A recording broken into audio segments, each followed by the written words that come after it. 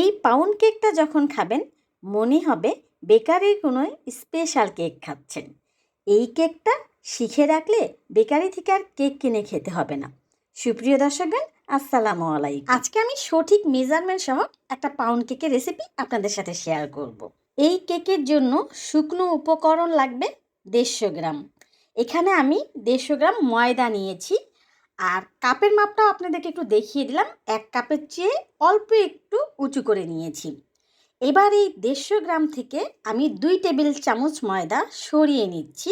এখন এখানে আমি 2 টেবিল চামচ কর্নফ্লাওয়ার ব্যবহার করব। আরও 1 টেবিল চামচ ময়দা আমি সরিয়ে নিব, কারণ 1 টেবিল চামচ আমি এখানে গুঁড়া দুধ ব্যবহার করব। আপনারা মাপটা অবশ্যই বুঝতে পারছেন, আমি যতটুকু করে ময়দা তুলে নিচ্ছি ততটুকু করে আমি কর্নফ্লাওয়ার আর গুঁড়া দুধ আবার অ্যাড করছি।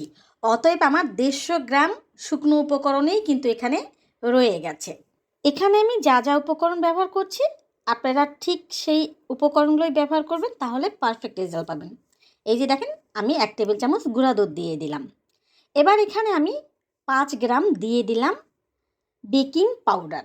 আর 5 গ্রাম চামচের মাপে 1 চামচের একটু বেশি হবে, 1 চামচ দিলেও চলবে, সমস্যা নেই।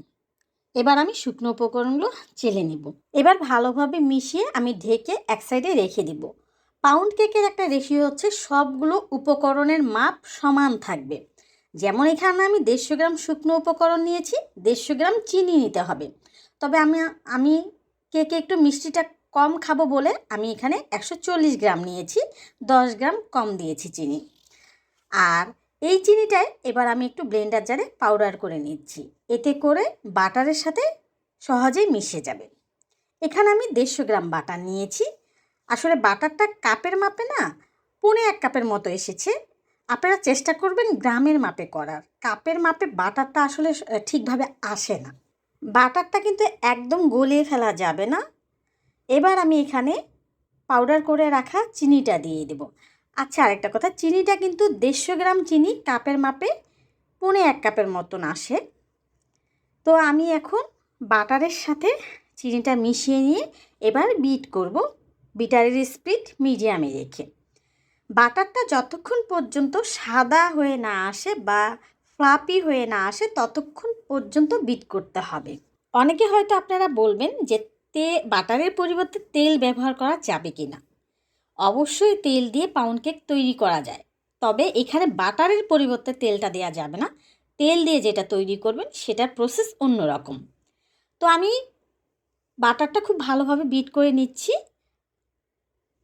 বিট করা হয়ে গেছে, এই যে দেখেন একদম ফ্লাপি হয়ে গেছে আর কালারটা অনেকটা চেঞ্জ হয়ে গেছে। এবার আমি এখানে দিয়ে দিলাম মিল্ক এসেন্স 1 চা চামচ। আপনারা ভ্যানিলা এসেন্সটাও দিবেন, সমস্যা নেই। আমার হাতের কাছে মিল্ক এসেন্স ছিল বলে দিয়ে দিলাম। এবার এখানে আমি প্রথমে একটা ডিম দিয়ে দিলাম। ডিমগুলো অবশ্যই রুম টেম্পারেচারে থাকতে হবে, ফ্রিজে থাকলে 1 ঘন্টা আগে বের করে রাখবেন। আমি একটা একটা করে ডিম দিব। ডিমটা যখন ভালোভাবে বাটারের সাথে মিশে যাবে তখন আরেকটা ডিম অ্যাড করব। এবার বলি, এই 3টা ডিমের মাপ কিন্তু 150 গ্রাম, অল্প কিছু 6-7 গ্রাম এদিক সেদিক হয় সেটা কোনো ব্যাপার না। একটা ডিমকে সাধারণত আমরা 50 গ্রাম ধরে থাকি, এখানে 150 গ্রাম ডিম আছে। 3টা ডিমই দেয়া হয়ে গেছে। ডিমগুলো খুব ভালোভাবে শুধু বাটারের সাথে আমি মিশিয়ে নিচ্ছি। এখানে ওভারবিট করা যাবে না, তাহলে কিন্তু বাটার থেকে তেল ছেড়ে দেবে। এবার শুকনো উপকরণগুলো আমি সবগুলো একসাথে ঢেলে দিচ্ছি। বিটারের স্পিড এখন একদম লো করে দিয়ে আমি শুকনো উপকরণগুলোর সাথে বাটার সবগুলো উপকরণ মানে একসাথে এখন মিশিয়ে নিব। সর্বোচ্চ 1 থেকে 1.5 মিনিট আপনারা বিট করবেন। এই সময়ের মধ্যেই ভালো করে সবগুলো উপকরণ মিশে যাবে। এই দিকে আমি কিন্তু ওভেনটা 180 ডিগ্রিতে 10 মিনিট প্রিহিট করতে দিয়ে দিয়েছি। কেক ব্যাটার আমার রেডি হয়ে গেছে। এবার এখানে আমি 9 ইঞ্চি একটা মোল্ড নিয়েছি, ভেতরে আমি একটা বেকিং পেপার বিছিয়ে দিয়েছি। এবার মোল্ডে আমি কেক ব্যাটারটা দিয়ে দিচ্ছি। আর পাউন্ড কেকের ব্যাটার কিন্তু তুলনামূলক অন্যান্য কেকের ব্যাটারের থেকে একটু ভারী হয়। এবার আমি এটা বেক করব 180 ডিগ্রিতে 1 ঘন্টার জন্য বেক করব। পুরো 1 ঘন্টা কিন্তু সময় লেগেছে আমার এই কেকটা বেক হতে।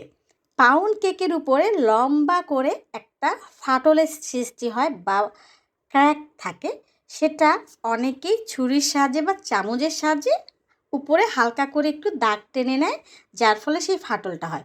তবে বিশ্বাস করেন, আমার কিন্তু দাগ টানতে হয় না, এমনিতেই আমার কেকগুলোতে দেখা যায় উপরে ফাটলটা এমনি এমনি চলে আসে। আমি 1 ঘন্টা বেক করার পরে রুম টেম্পারেচারে রেখে ঠান্ডা করে নিয়েছি, তারপরে ডিমোল্ড করলাম। এই কেকটা এত বেশি সফট হয়, মুখে দিলেই মিলিয়ে যায়।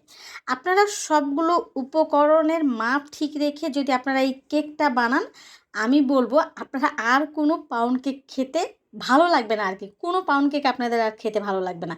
এই কেকটা খেতে এতটাই মজা হয়। কেকের রেসিপিটি ভালো লাগলে আপনারা আপনাদের ফ্যামিলি ফ্রেন্ডসদের সাথে শেয়ার করে দিবেন। আপনারা কে কোথায় থেকে দেখছেন অবশ্যই কমেন্টে জানাতে কিন্তু ভুলবেন না। আমার চ্যানেলে আরও বেশ কিছু কেকের রেসিপি দেয়া আছে, চাইলে আপনারা রেসিপিগুলো দেখে নিতে পারেন। এই কেকটা বানিয়ে আপনারা 1 সপ্তাহ নর্মাল ফ্রিজে রেখে আপনারা খেতে পারবেন, বাচ্চাদের টিফিনে দিতে পারবেন, আপনাদের বিকালে নাস্তার টেবিলে রাখতে পারবেন। আর কেউ যদি আপনারা এটা চুলায় করতে চান, চুলায় হবে, তবে অতটা পারফেক্ট হয় না চুলায় এই কেকটা। এগুলো যেহেতু বাটার বেস কেক, এই জন্য ওভেনে করলেই ভালো ফলাফল পাওয়া যায়। আমি মোট 12টা পিস করেছি, আপনারা সর্বোচ্চ 14টা পিস করতে পারবেন, এর বেশি কিন্তু করা যাবে না। আজকে তাহলে এই পর্যন্ত। সবাই ভালো থাকবেন, সুস্থ থাকবেন, নিরাপদে থাকবেন। আল্লাহ হাফেজ।